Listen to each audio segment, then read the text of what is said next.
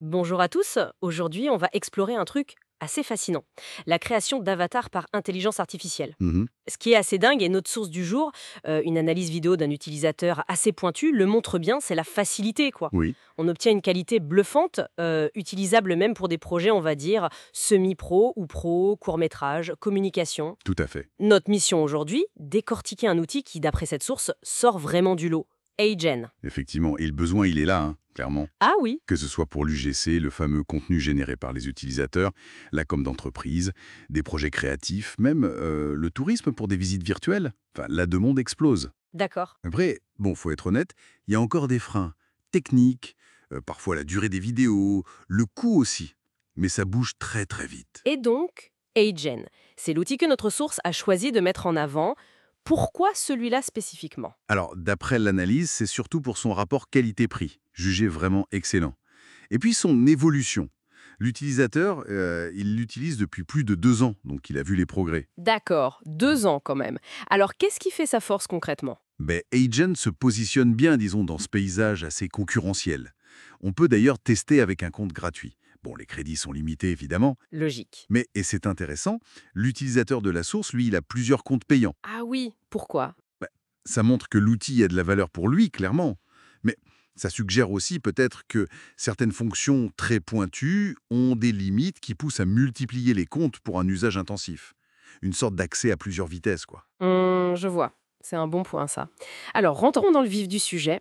La fonctionnalité qui a l'air de faire pas mal de bruit, c'est Avatar 4.0. Ah oui, ça... C'est tout récent apparemment, hein. Quelques semaines à peine au moment où la source a été faite. Et c'est décrit comme assez spectaculaire. Oui. L'idée, si j'ai bien compris, c'est d'animer une simple photo. Juste une photo statique, C'est ça. avec la synchro des lèvres, les mouvements du corps, la respiration, le tout à partir d'un fichier audio. Exactement. Ou même du texte tapé. D'ailleurs, l'intro de la vidéo source aurait été faite avec ça. Impressionnant. Et c'est simple à faire. Le processus se veut simple, oui. Tu télécharges une photo, bon, faut le bon format, hein, genre 9/16 pour du vertical. Ok. Tu ajoutes l'audio. Soit tu tapes ton texte, ils ont d'ailleurs augmenté la limite récemment, c'est passé à 800 caractères pour une minute max, avant c'était 30 secondes. Ah ouais, quand même. Soit tu importes un fichier .wav. Et tu peux même utiliser des voix clonées, soit celles de HeyGen, soit importées d'ailleurs, genre Eleven Labs. C'est assez souple. Doubler la durée comme ça en peu de temps, ça montre que ça bosse dur derrière. Mais, il doit y avoir un mais non, une limite quelque part. Oui, et c'est là qu'est le X si tu veux pour cette fonction Avatar 4.0 spécifiquement. Ah, On est limité à 5 minutes de génération. par mois et par compte. Ah voilà. 5 minutes par mois seulement. Pour Avatar 4.0, oui. Ce qui explique du coup la gymnastique des comptes multiples pour l'utilisateur de la source qui a besoin de beaucoup de cette synchro avancée. D'accord, d'accord. Ça clarifie bien le coût des multicomptes.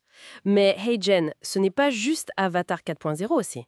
La source mentionne d'autres choses. Non, bien sûr. Il y a pas mal d'autres fonctionnalités. La traduction de vidéos, par exemple. La création d'avatars qu'ils appellent hyper réalistes. Hmm, Des avatars spécifiques pour l'UGC, une fonction photo-avatar, qui est plus basique mais moins limitée en temps, et même un outil PDF tout vidéo pour transformer un doc en vidéo rapidement. Il y a aussi une section Lab, c'est ça? Avec des fonctions un peu expérimentales. Exactement. Le lab, c'est là où ils testent les nouveautés. On y trouve vidéo podcast, par exemple. Ça génère une discussion entre deux avatars à partir d'une URL ou d'un PDF. C'est pas mal fait. Intéressant. Il y a aussi Interactive Avatar pour de la conversation en temps réel. Ça montre un peu où ils veulent aller en R&D. Ouais, l'ambition est là. Instant Highlight, c'est censé sortir les meilleurs moments d'une longue vidéo. Bon, là, la source dit préférer un autre outil Opus pour ça. Ok. Et URL to vidéo pour créer une vidéo depuis une page web. Et le gros avantage de tout ça, ça tourne dans le cloud. Ah oui, ça c'est clé. Pas besoin d'un ordi surpuissant. Exactement. Et alors, la question qui fâche, le prix? La source est assez catégorique. Elle dit que Agen offre le meilleur rapport qualité-prix par rapport aux autres. C'est vraiment l'argument massu de la source, oui.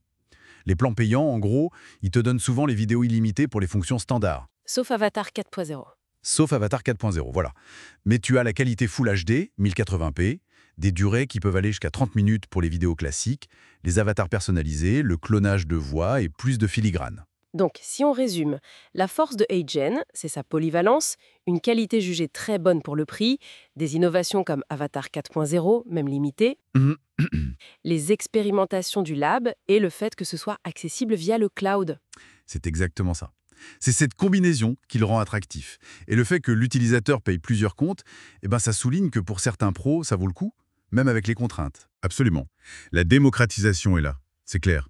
Même si, comme on l'a vu, elle n'est pas toujours parfaite avec ses histoires de limites. Tout à fait. Ce qui nous amène peut-être à une dernière question, une réflexion pour la suite. Oui. La source parle de courts-métrages, de clips. Si la barrière technique pour créer ces personnages virtuels convaincants tombe à ce point, ça va changer quoi au fond? Hmm. Au-delà de juste créer plus facilement du contenu, est-ce que ces avatars IA pourraient transformer la nature même de comment on raconte des histoires?